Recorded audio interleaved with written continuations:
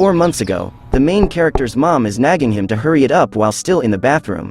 She reminded him that he's going to be late for school, so he responded that he will be out now. Up and ready, Mark wonders if his dad came home last night, but the mother is also clueless on his whereabouts.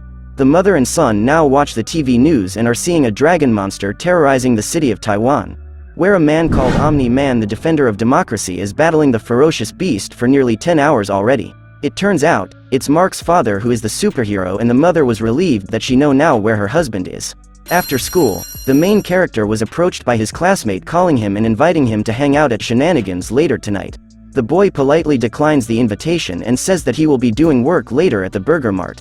The classmate understands about his job and the two bids farewell. Later, he's about to throw away the trash outside. He accidentally throws the garbage bag all the way to the sky above.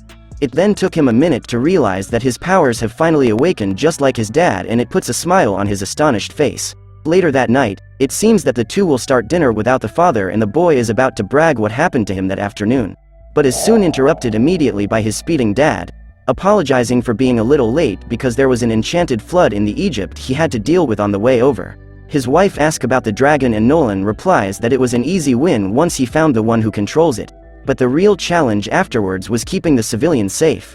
After that, Mark nonchalantly mentions that he just discovered his superpowers.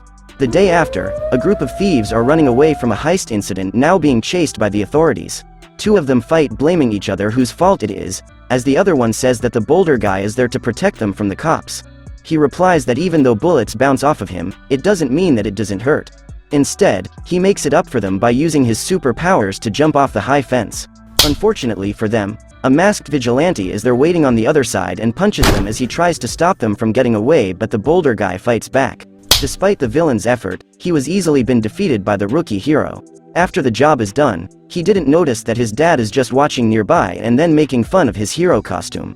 The son replies that it's something that he uses during practice of him flying, so people wouldn't recognize him. As the sound of the police cars are getting nearby, the dad says that they should get him a proper attire for his hero duties. The two then left the vicinity by flying in the air.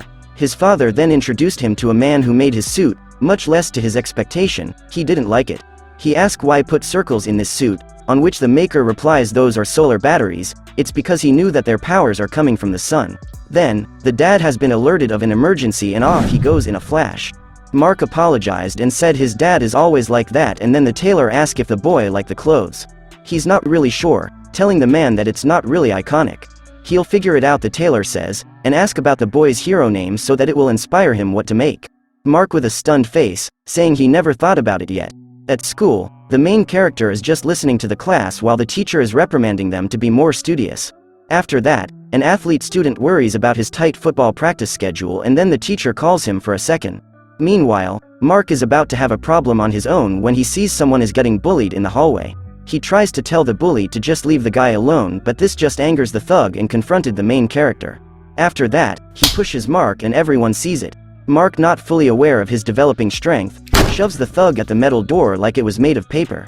He then warns the opponent to never mess with the boy again as the cafeteria lady comes in to intervene the commotion. At the principal's office, he has been called asking him what happened a while ago. He explained everything, but the principal is just concerned that a good student like him will fall in the path of violence and added, it is not Mark's responsibility to protect the other kids in school. He should have gone reported it to a teacher or a security guard. This incident also made the principal says you're not invincible, you know, and made the main character smile. Right now, a bank is being held hostage by a group of criminals, warning everyone not to do something stupid. Finally, the manager of the bank gives the box the thugs are looking for and then says they're ready to go.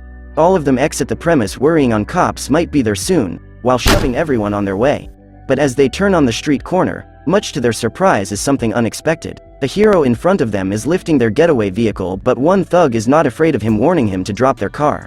But the hero just smiles and brags that he's invincible. This brings us before at the past, where Mark's father finally gives him the talk, and says to him that he's old enough to know the truth where his dad comes from. Light years away from Earth is a blue planet much like of ours called Viltrum, where Nolan was originally born. People there are able to move fast, fly, and it's a perfect utopia where there is no illness, no crimes, and no war. But the council members are suggesting that developing races should also achieve their level of advancements. And then it was agreed upon unanimously. After that, the World Betterment Committee was formed.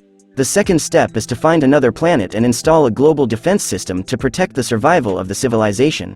The final step is to send scientists to assist the civilization's advancement and stay there to monitor their progress. It was then admired by many people of how much good the World Betterment Committee was doing, and Nolan, for one, signed up for duty. It was later expanded and perfected, and he traveled from planet to planet as they discover them. After 3 years of service, they discovered the planet Earth, and they use a long-range sensor to study the planet and the civilization that lives there. Nolan suggested to add Earth to the Betterment program, but the committee says it was not developed enough for their interference.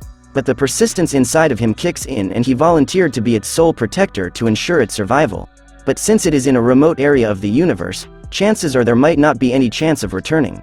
As he roamed around the Earth for the first time, he was just amazed how vibrant everything is, as people go to their daily lives. He regretted nothing of making that choice and made sure that he keep the people safe, and he is there to protect them. Also, it was less than a year after he met the love of his life. It was revealed that Nolan is telling the story when Mark is just 8 years old, and added, "Soon enough your body will enter this strange changes, and also there's a chance of developing superpowers, which are super strength and super speed and all the power Nolan have." Mark just looking at him wondering, and then asked if he could also fly. Now fully grown, he's wondering if he's able to soar through the atmosphere. So he got up on his bed and walks towards the window. Outside, he smilingly flies up into the air and playfully roam around the sky and into the city. He then notices something is not right, as he sees this big guy that looks like stealing game boxes. He swoops in right away to stop him, and later learned that he has superpowers with an incredible strength as well. As Mark gets up from being knocked down, the villain asks him why is he still up past his bedtime.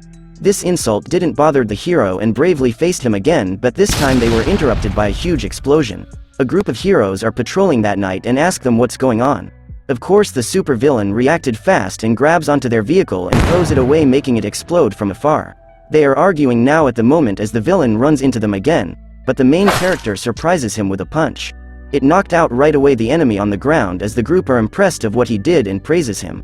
The robot guy call it in, and the flying woman compliments Mark's unusual costume. He asks them that they look kinda familiar, and the leader of the group introduces the gang.